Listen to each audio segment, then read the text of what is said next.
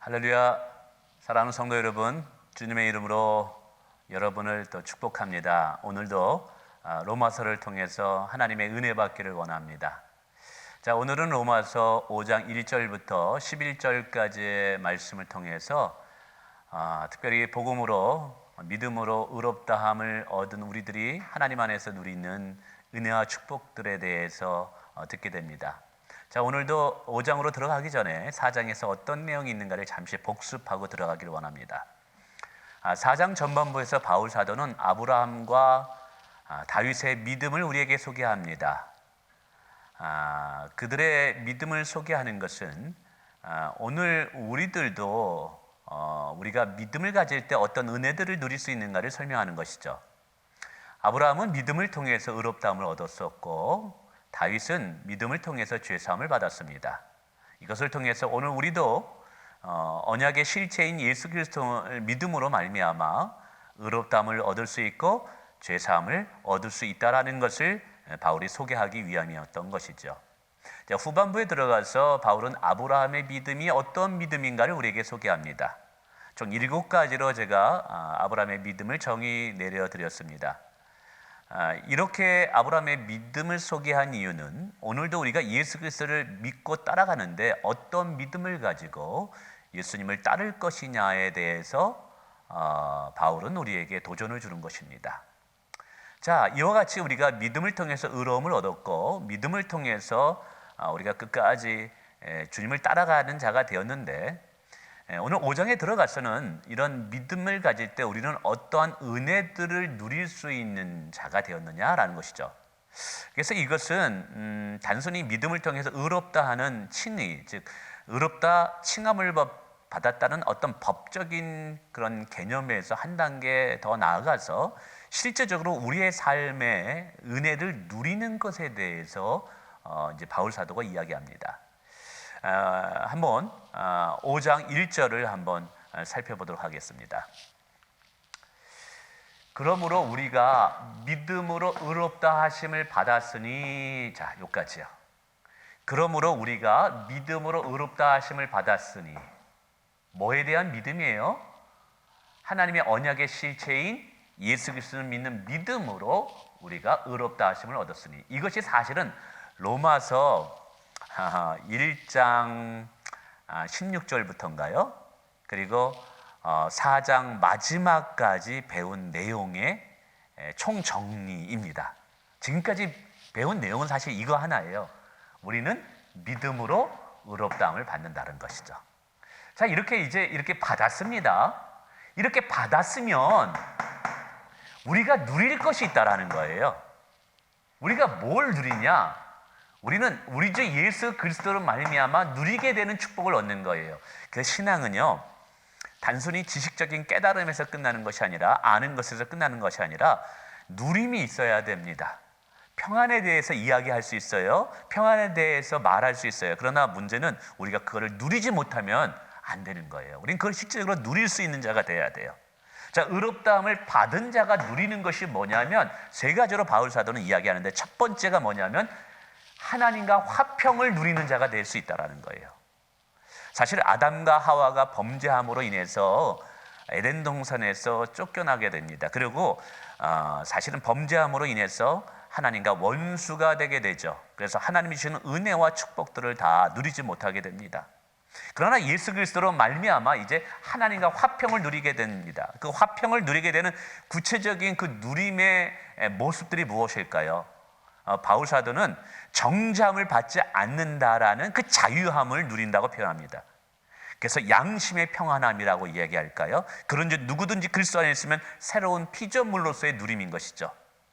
갈라디아서 3장 13절에 그리스도께서 우리를 위해서 율법의 저주에서 우리를 속량하셨다라고 이제 또 이야기하죠. 그래서 그 모든 율법의 저주에서 마귀의 정죄함으로부터 우리는 자유함을 누리는 양심의 평안함을 누리는 자가 되었다라는 사실입니다. 자, 두 번째, 또한 그러면서 그 누림에 대한 두 번째 것을 설명합니다. 즉 그로 말미암아, 즉 그가 뭐냐면 1절에 예수 그리스도로 말미암아. 자, 우리가 두 번째 이제 축복을 누리는 게 뭐냐면 우리가 믿음으로 서 있는 은혜에 들어감을 얻었으니라고 말합니다. 하나님의 은혜의 보좌 앞에 들어갈 수 있는 자격을 누리는 것이 우리가 두 번째 누리는 자의 축복인 것이죠. 히브리서 4장 16절에 우리에게 있는 대제사장을 소개하면서 이제 그를 믿는 자든 누구든지 때를 따라 돕는 은혜를 얻게 하여 은혜 보좌 앞에 담대히 나갈 수 있는 자가 되었다고 말합니다. 그래서 우리는 이제 힘들고 지칠 때 예수 그리스도의 이름으로 아버지 하나님께 나갈 수 있는 자격을 얻는 거예요. 어떠한 상황, 어떠한 상태든지 하나님께 도움을 구할 수 있는, 그리고 도움과 긍휼함을 받을 수 있는 자격을 우리는 누리는 자가 됐다라는 사실이에요. 중요한 것은 우리가 실제적으로 그런 누림을 얻기 위해서는 하나님의 의지의 보좌 앞에 매일같이 무시로 들어가는 우리의 신앙의 삶이 있어야 된다는 사실이죠. 우리가 하나님의 은혜의 보좌 앞에 나갈 때마다 하나님은 우리를 빈손으로 돌려보내지 않습니다. 우리에게 반드시 세상을 이길 수 있는 믿음을 주시고 또 은혜를 주시고 자비와 긍휼하심을 주셔서 우리에게 신앙의 삶을 누리게 하는 축복을 주신다는 것이죠. 그리고 또 세 번째 이 누림의 축복은 뭐냐면 하나님의 영광을 바라고 즐거워하는 것이 예수 그리스도로 말미암아 우리가 누릴 수 있는 축복과 은혜라는 것이죠. 하나님의 영광을 바라고 즐거워한다는 의미가 무엇일까요? 그게 이제 두 가지로 설명합니다만 이거 두 가지도 사실 하나의 맥락 속에서 설명되어집니다. 하나는 뭐냐면 말 그대로 하나님의 영광을 바라고 즐거워하는 거예요. 나의 인생을 통해서 하나님의 영광을 받으시고 영화롭게 될 그날을 소망하는 것이죠. 그것이 믿는 자들에게는 큰 기쁨이고 즐거움입니다. 바울 사도가 마지막까지 달려갈 길을 다 달려간 것은 뭐냐면 그 영광스러운 그날을 소망했기 때문에 그런 거예요. 여러분, 믿는 자들에게, 성령을 받는 자들에게 기쁨이 무엇입니까? 나를 통해서 하나님이 영화롭게 되는 거예요. 나를 통해서 그리스도의 이름이 존귀하게 드러나는 것이 우리에게는 큰 영광이고 그것이 우리가 얻는 큰 즐거움입니다. 두 번째는 이 하나님의 영광을 바라고 즐거워한다는 것은 먼 훗날 하나님께서 영광을 받으시는 그 자리에 우리가 초대되어서 그 영광된 자리에 우리가 서게 될 그날을 즐거워했다라는 사실이에요. 오늘 우리가 믿음의 삶을 끝까지 달려가는 이유가 무엇입니까? 우리가 사명을 다 마친 후 주님 앞에 섰을 때 영광의 면류관을 우리가 받게 될 그 영광스러운 그날을 우리가 소망하기 때문에 이것이 우리에게 참된 즐거움이 주는 소망이라는 것이죠. 자, 세 가지로 우리가 예수 그리스도를 믿음으로 말미암아 의롭다함을 받는 자가 누리는 것이 세 가지 말씀드렸습니다. 하나는 하나님과 화목됨의 은혜들을 누리는 자가 되었다. 두 번째는 은혜의 보좌 앞에 담대히 나갈 수 있는 자격을 얻는 그런 것을 누리는 자가 되었다. 세 번째는 이 세상에 썩어지고 없어질 그 소망을 붙잡는 자가 아니라 영원한 소망, 하나님이 영광을 받으실 그날을 기뻐할 것, 그리고 즐거워하는 참된 소망을 얻게 되었다라는 사실이죠. 자, 그런데 바울 사도는 이제 3절에 들어가면서 주제를 좀 전환시킵니다. 시련과 고난에 대한 이야기를 하고 있다는 사실이죠. 그래서 저도 여기서 좀 고민을 해봤습니다. 왜 바울 사도가 예수 그리스도로 말미암아 의롭게 된 자들이 하나님의 은혜를 누리는 자가 되었는데 그 은혜를 누리는 것을 왜 시련과 환난의 이야기로 언급할까라는 것이죠. 이 질문에 대한 고민을 하는 중에 그런 생각이 들었어요. 바로 이 편지를 읽고 있는 로마 교인들이 지금 시련과 환난 가운데 있었기 때문이 아닌가라는 생각입니다. 왜 그런가 하면 지금 바울 사도는 예수 그리스도를 믿음으로 말미암아 우리가 하나님의 큰 은혜를 기뻐하고 누릴 수 있는 자가 되고 마음의 평안을 얻는 자가 되었다라고 이야기하는데 이 편지를 읽는 독자인 로마 교인들에게 어떤 고민이 생기겠어요? 지금 우리 교회에게는 엄청난 핍박이 들어와요. 시련이 들어와요. 그러면 핍박과 고난과 시련과 박해 속에서도 우리는 하나님이 주시는 이 평안의 기쁨을 빼앗기지 않고 살아갈 수 있겠느냐라는 질문을 하지 않겠어요? 그래서 바울 사도는 이야기하는 거예요. 봐라, 하나님이 주시는 참된 소망의 기쁨과 즐거움은 환난 중에서도 즐거워할 수 있는 소망과 기쁨이다라는 것을 바울 사도는 이야기한다는 것이죠. 맞습니다. 오늘 본문에 보면 바울 사도가 여기 한번 소망이 5절에 우리를 부끄럽게 하지 아니함이라 그랬어요. 그러니까 소망 중에는 우리를 부끄럽게 하는 소망이 있고 우리를 부끄럽게 하지 아니하는 소망이 있다라는 사실이에요.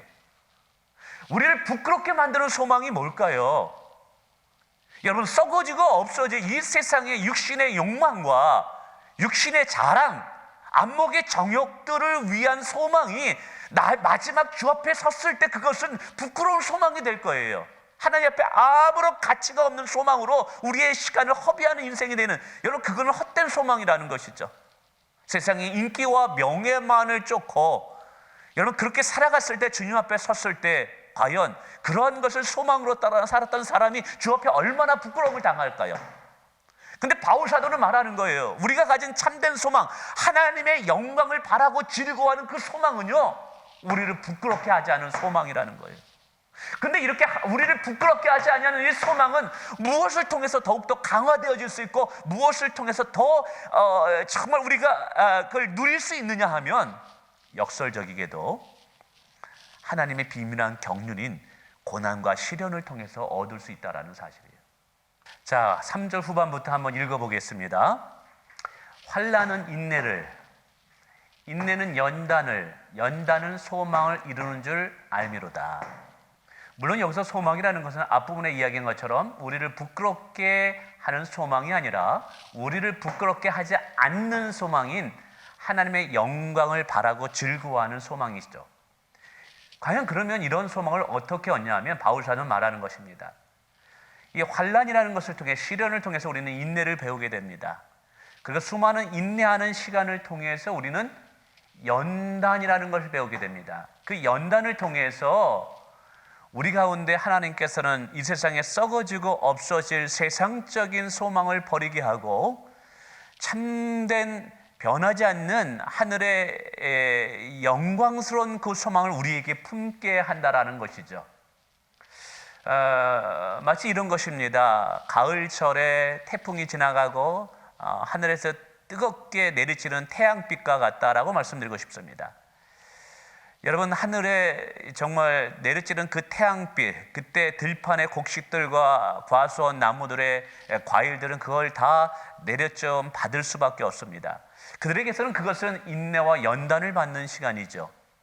그러나 그 시간이 반드시 필요한 이유는 그 시간을 통해서 벼들은 알곡을 맺게 되고 사과나무의 사과는 당도가 높은 사과로 변하게 되고 아주 극상품의 가치 있는 사과로 열매를 맺게 됩니다. 마치 이런 것입니다.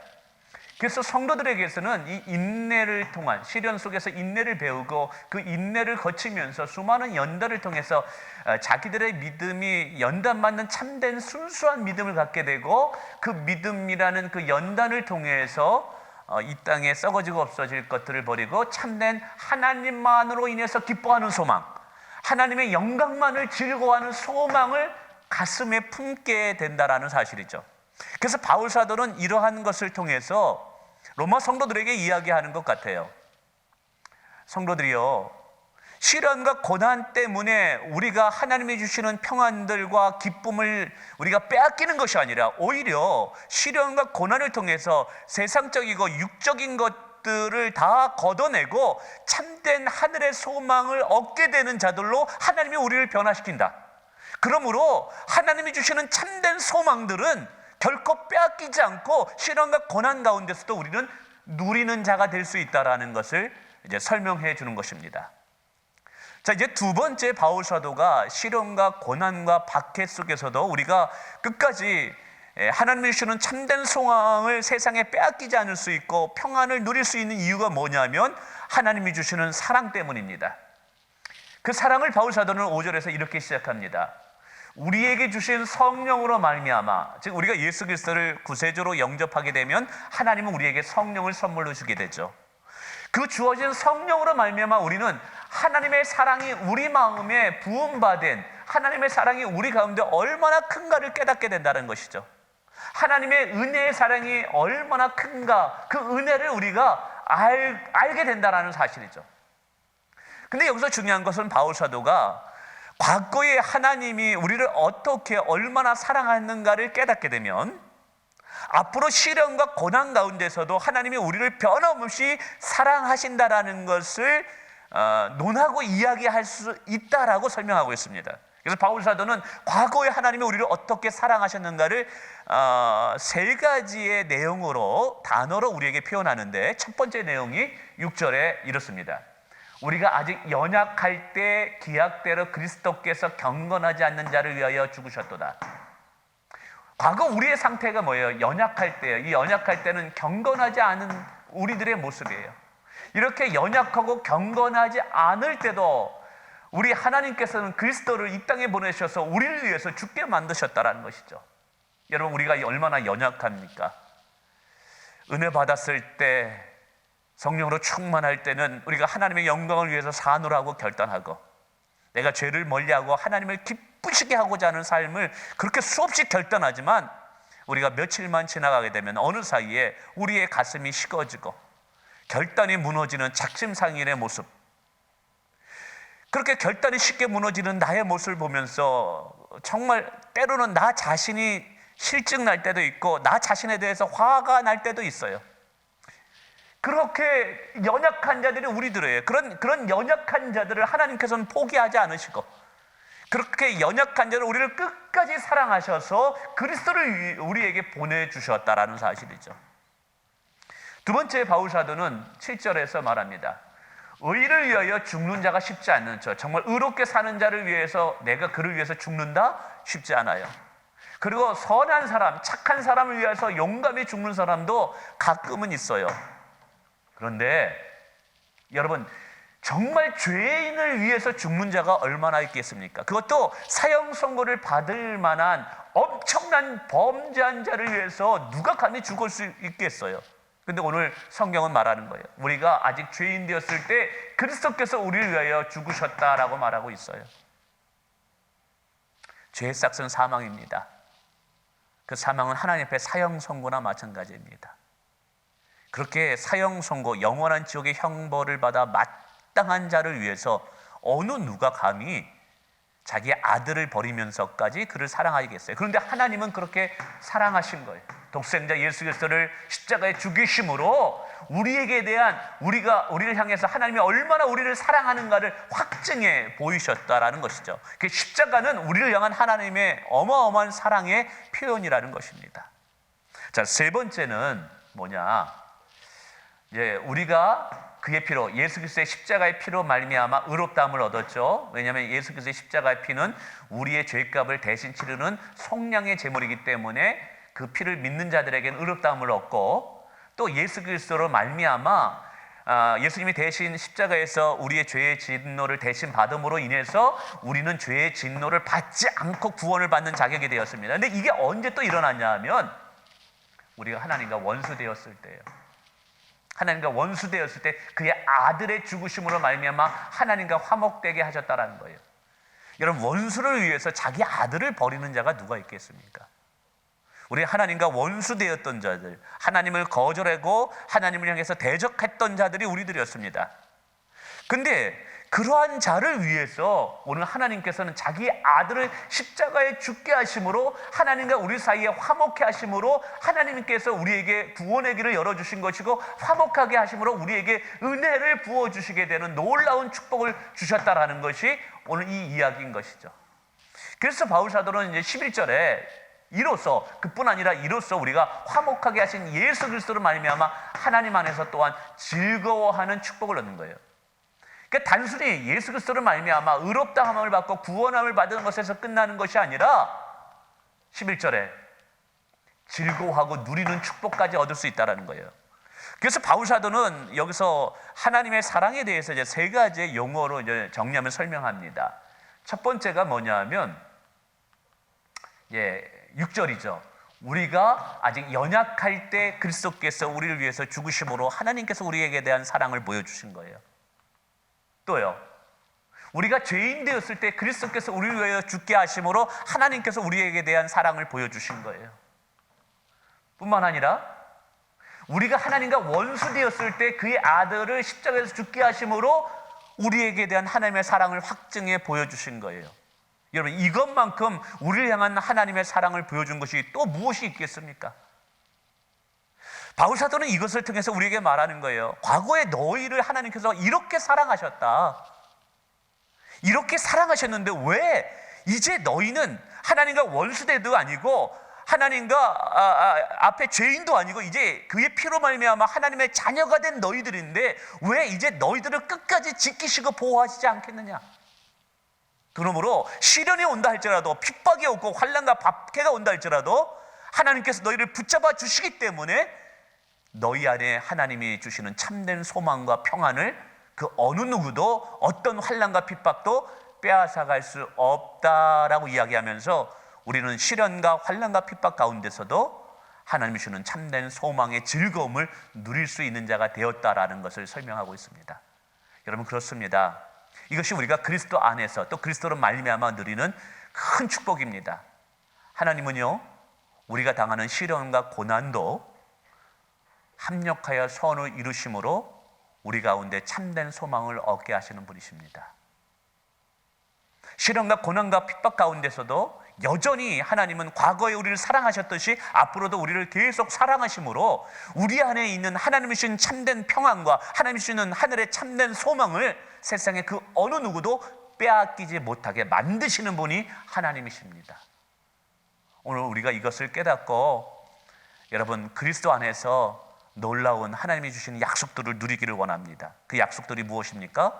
하나님과 화목됨의 자유함을 누리시기를 바랍니다. 뿐만 아니라 담대히 그리스도와 은혜의 보좌 앞에 나가서 기도할 수 있는 특권들을 누리시기를 바랍니다. 하나님은 우리가 기도할 때 우리에게 놀라운 자비와 긍휼을 베풀어 주실 것이고 때를 따라 돕는 은혜를 분명히 주실 줄을 믿습니다. 뿐만 아니라 썩어지고 없어질 세상을 쫓아가는 자들이 아니라 하나님께서 영광 받으실 그날을 소망하며 그것을 즐거워하며 영원한 소망을 붙잡고 그 세상 가운데서 승리할 수 있는 저와 여러분 되시기를 예수님의 이름으로 축원을 드리겠습니다. 감사합니다.